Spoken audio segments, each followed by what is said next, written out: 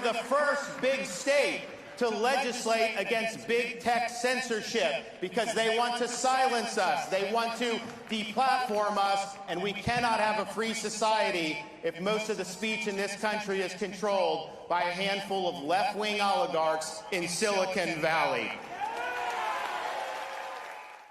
この字幕動画はフロリダ州州知事が2022年の C パックで行った演説の後半です。前半も公開していますので、前半を見てから後半を見ることをお勧めします。では、どうぞ。We are a law and order state in the state of Florida. We reject weak on crime policies. We reject Soros-funded prosecutors. And we have said, after the 2020 summer riots, we called up the National Guard here immediately. We had law enforcement. We said we are not letting Florida cities burn down, and we didn't. But we've also since then signed the strongest anti-rioting legislation in the country, which says we will not let local governments defund the men and women of law enforcement and put their citizens at risk. And if you riot in the state of Florida, if you loot, if you are engaged in mob violence, this is not going to be like Portland, where they arrest you, take your mugshot, slap you on the wrist, and put you right back on the street to do it again. No, in Florida, you're not getting a slap on the wrist. You are getting the inside of a jail cell.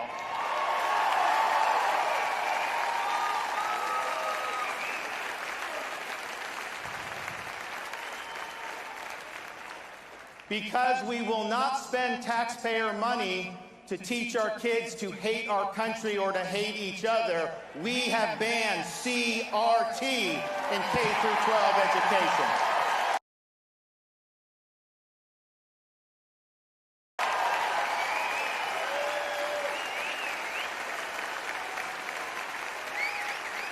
And instead, we have the most robust civics education anywhere in the country. We're going to have citizenship exams for graduating seniors, and we're giving teachers the opportunity to go through a civics boot camp and get a $3,000 bonus. Yes, we're against CRT, but what are we for? I'm for the Constitution. I'm for the Bill of Rights, and we need to have our young people understand what that means.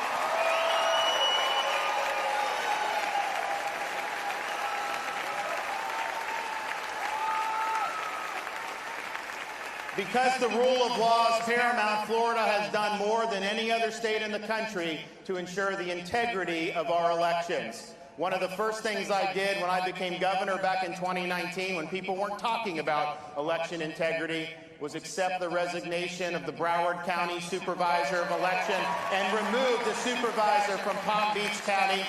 We didn't change the rules when COVID came. We followed the law. We counted 99% of the ballots by midnight on election night. It was transparent. It was fair. We did a good job. But we also understood there were a lot of shenanigans in other parts of the country. So last year I signed legislation banning ballot harvesting in the state of Florida,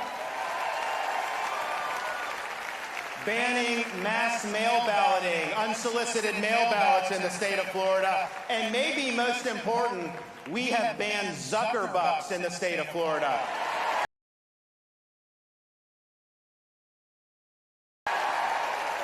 We're not going to let a tech titan commandeer the machinery of our elections by pouring hundreds of millions of dollars in for partisan purposes. That will not happen in the state of Florida, and we are doing even more this year. Now, people are coming to Florida, yes, to visit, but also just picking up and moving. We have led the nation in net in-migration since COVID started. But I can tell you, this is not just because we have lower taxes, because we've always had lower taxes. These are people who are fleeing leftist governments in this country and even around the world. People will sometimes ask me, Governor, all these people are moving here from blue states. Are they just going to vote the same way and make our state a blue state basket case like the states they came from? Well, when I got elected governor in 2018, there were almost 300,000 more registered Democrats in the state of Florida than Republicans. And Florida has never had more registered Republicans than Democrats in our history of our state. Today, standing here in February of 2022, there are 82,000 more Republicans registered in the state of Florida than Democrats.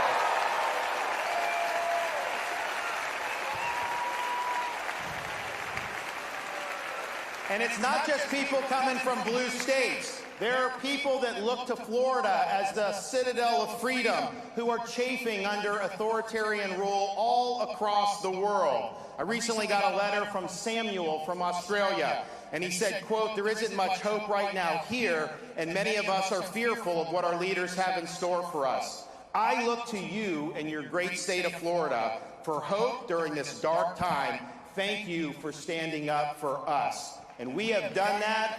Canadians are writing in, Australia, Europe, you name it. And I think they understand what the stakes are, and they look to us of what protecting freedoms a lot means. And I think about what the left's trying to do. I got into politics about 10 years ago. I ran for Congress. I had never been involved. And my mission was largely to stop Barack Obama, who was president at the time.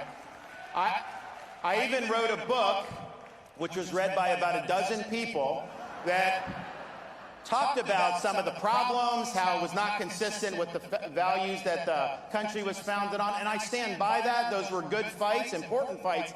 But I got to tell you, I look back at that time, it almost seems a little quaint to me, because the threats we face to freedom, the threats we face to a just society are much more pervasive than they were just 10 years ago. I mean, think of what the left wants to do. What are their political aims?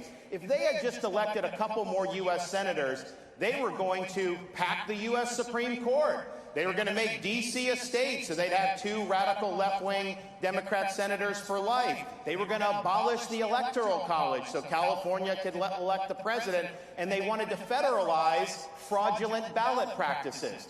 Now, say what you want about that. That is not an agenda that very many American families are sitting across the dinner table from each other saying, "Oh man, I wish we could make D.C. a state," or "I wish we could pack the Supreme Court." No, that's not what people have on their mind. They're concerned about gas prices, crime, the border, all the disorder around the world. That's what they're concerned about. They're doing that, though. The left wants to do that because their goal is not to make our country great. It's to marginalize the conservative half of the country. They want us to be powerless. They want us to be voiceless. They want us to be second-class citizens. And what are these ideological aims? The woke is the new religion of the left.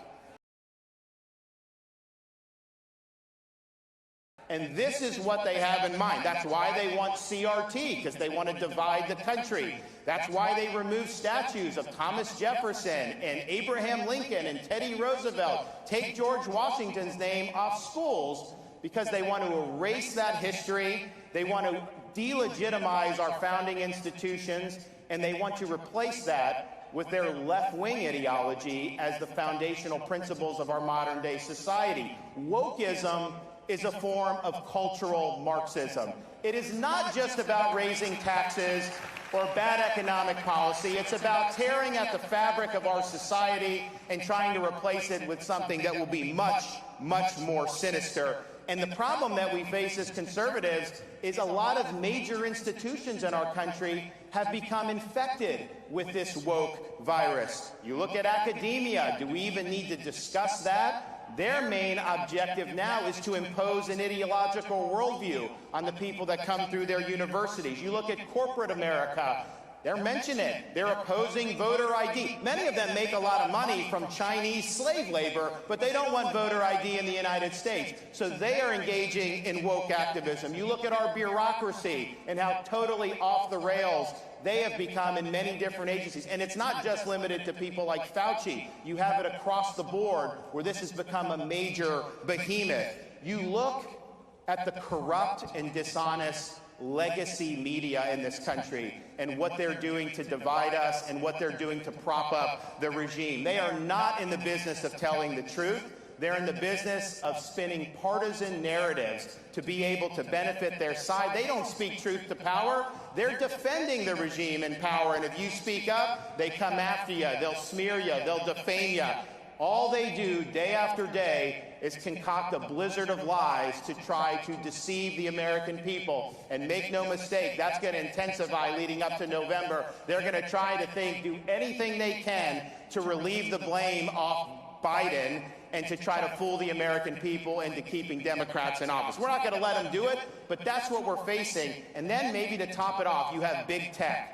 Big tech is now the #1 institution for censorship in this country. They are working with the legacy media. They're working with the Biden regime to try to marginalize conservative voices. Anyone that dissents from their orthodoxy is a target. And so this is significant stuff. This is freedom that's being, on all different fronts, that's coming under assault. And so here's where we're at. When you have a society that's veering away from the truth, anybody that stands up and speaks the truth will come under fire.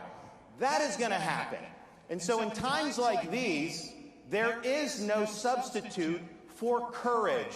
Having the courage to stand up against things like cancel culture, having the courage to reject corporate media narratives, having the courage to take on institutions like big tech, having the courage to stand in the way of the Brandon administration.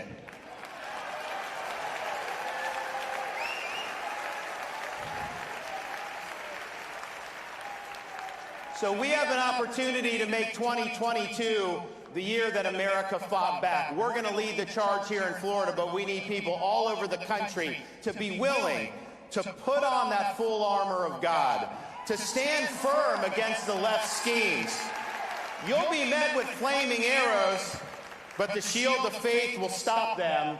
You will emerge victorious. And so I can tell you this, in Florida, we will be standing our ground. We'll be holding that line. We are not going to back down.